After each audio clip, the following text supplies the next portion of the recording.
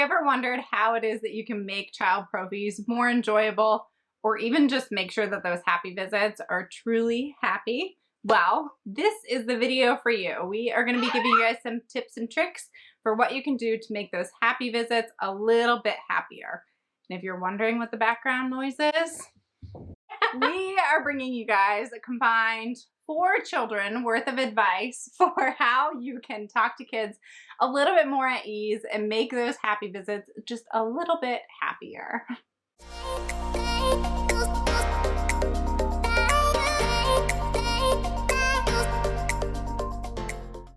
First things first, before the appointment even begins, have some sort of discovery conversation with the child's caregiver. What is the mood typically of the kid? When are they the happiest possible time? Because we all know that bringing them at the time that they are not happy does not work well for us. So when are they at their happiest? How do they typically feel at the dentist if they've been there before? And do they have something that comforts them? Next, what you want to do is really making sure that you are acknowledging your patient. And in this case, it is a kiddo. But what we tend to forget about is really acknowledging the patient that we're about to be seeing. This goes such a far way with kiddos. So making sure that we're really saying hi to them and greeting them. We really want to make sure that we're getting down on their level, saying hi, and giving them the opportunity to say hello. And then kind of proceeding with getting whatever permissions you may need. Hi, nice to meet you. Now that it's the time of the appointment, it's important to kind of understand what is the mindset right now.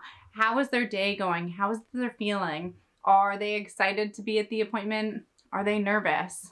Are they hungry? Having an idea of what their mindset is, what their emotional state is, will help you to be able to kind of better talk to this. Okay, I'm gonna ask you to do something that is completely opposite of everything that we love to do, which is, I don't want you to plan how the appointment is going to go. In fact, how about setting 0, absolutely no expectations, be in that discovery mindset of, I wonder what will happen today. Okay, now's the fun part. Think of all the fun things that you have to show them. I mean, our chair moves. It goes up and down and lays you back. It takes you for a ride. It's like a rocket ship. What else do we have? Well, we've got our air water syringe, we've got our saliva ejector, we've got our scalers, we've got our polisher. Those all sound so boring. So boring. The most powerful thing that we can do is to get them excited about that. In order to get them excited about all of these cool things that we have to make them want to be curious about them. So we're into kids. What kind of things are kids going to be curious about? So let's turn some of these fun things that we have into things that would be more fun for kids, or things that are going to spark their curiosity and make them want to participate in this appointment. All right, Christina. So we got an air water syringe. It's not so fun. What are we gonna call the air water syringe? Dun, dun, dun, dun. My squirt gun. It squirts water. It's so cool. And it's a fan too, and a blow dryer. You can blow it in your hair and your hair is like in the wind. Turning on the light. What are you gonna say? Your mouth is like a dark cave. I need my flashlight for this. All right, Chastity. I gotta show them that saliva ejector. What are you gonna say? Can I see your hand? I wanna show you my teeny tiny little vacuum cleaner. Introducing the polisher. This is my tooth tickler. Let me see your fingers. Are they tickling? Like, if any of these look creepy, obviously it's based off of the child's boundaries and comfort ability. There are many ways to approach this. Parents might judge you.